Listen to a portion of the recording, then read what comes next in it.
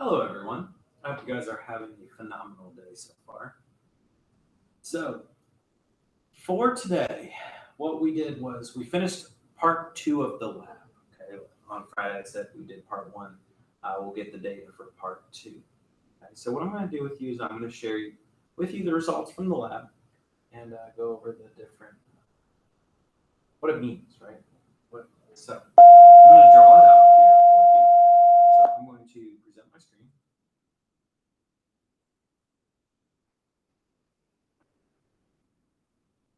And hopefully you see this. Okay. Okay. So what we did in this lab was we took a beaker.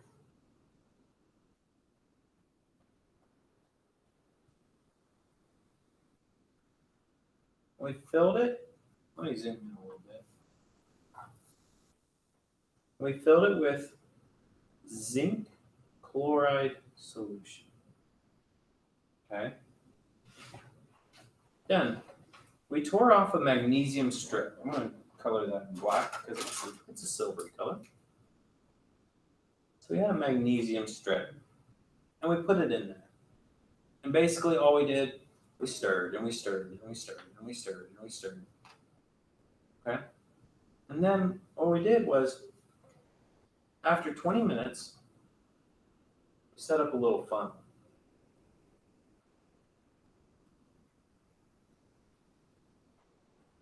Okay.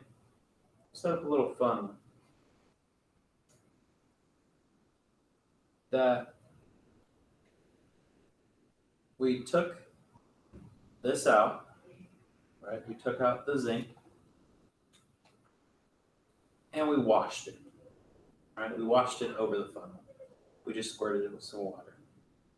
Oh, can't see that. So we squirted it with some water and cleaned it off, and then we put it to the side. So at the end, we had a piece of metal over it.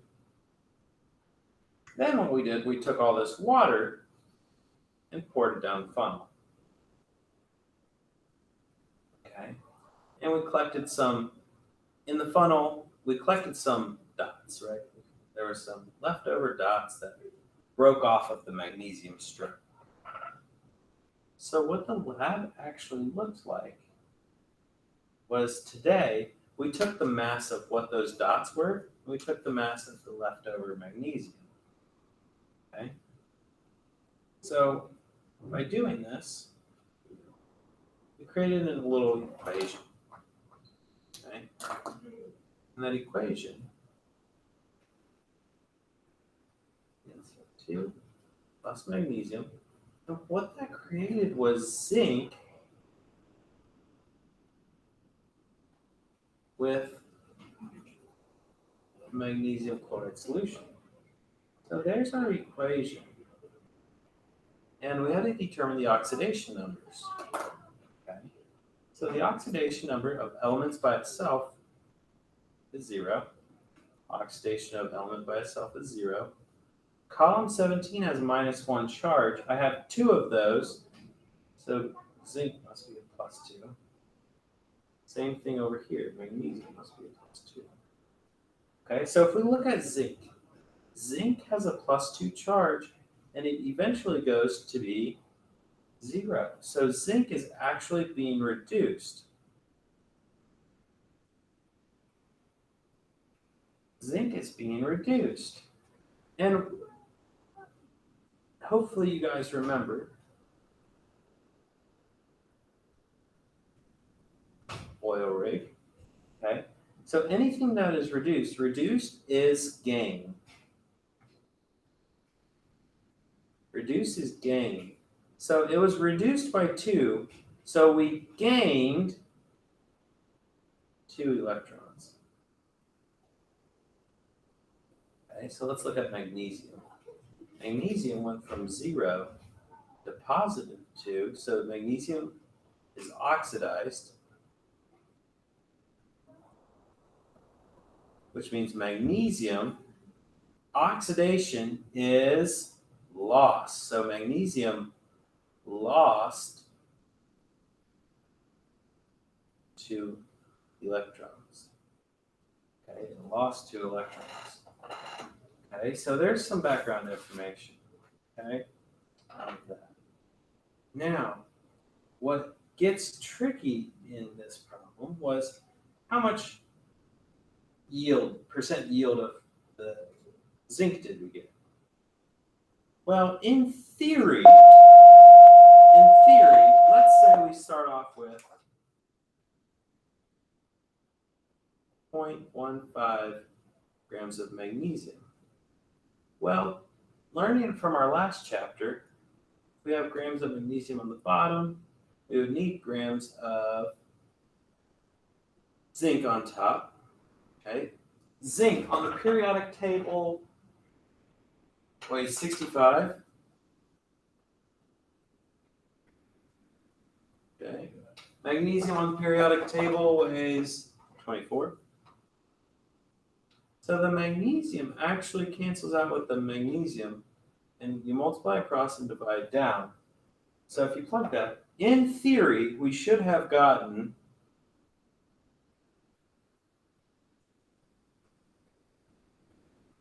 about 0.40 grams of zinc.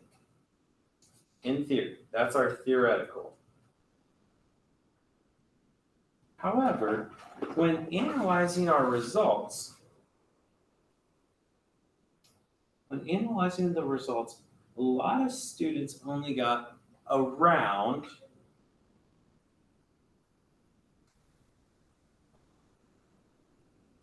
0.11 to 0.12 grams of zinc. Okay, so this was the experimental. Okay, now the question is, why were those two so off? Okay, why were those a little bit off? Well, some of the errors might have occurred because we might not have let the magnesium sit in the solution that too long. Okay. Another error could have occurred is when washing the magnesium, we might have washed it in the sink, or might have washed it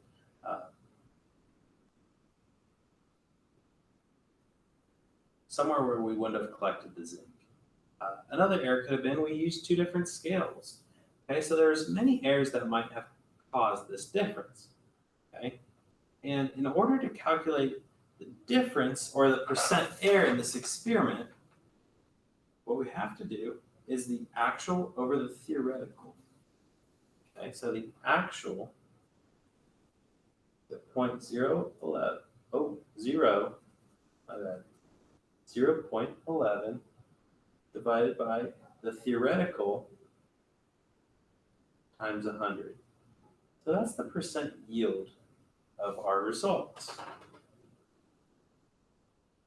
I'm going to type this in a calculator real quick. And I got my percent yield to be around 28%. Okay, got my percent yield to be about 28%. And hopefully that kind of makes sense. Okay.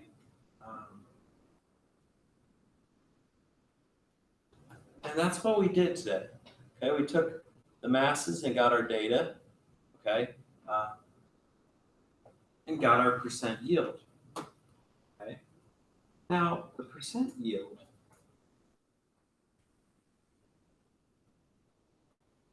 I'm Googling a definition of percent yield to make sure you guys kind of understand what that is. So percent yield is the ratio of the actual to the theoretical. Okay, if the actual and theoretical are the same, percent yield is 100. Okay, so that kind of makes sense.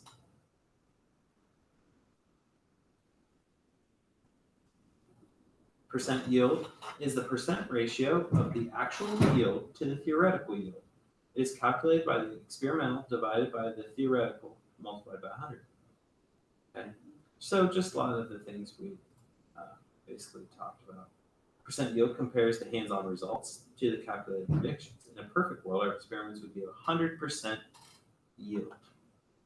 Okay, in a perfect world, but in our world, in this lab, we only got 28%, which is okay. That's okay. And that, yeah, like I said, that was today's lab. That's everything we went over. So it was pretty interesting. So hopefully you were able to follow along. And tomorrow, what we're going to be doing is we're going to be calculating and analyzing half reactions. Okay, we're going to look at different half reactions and how to balance those half reactions. And then we'll be good to go. Okay. So if you guys have any questions on today's lab, let me know. If not, I hope you guys have a great day and get ready to go tomorrow.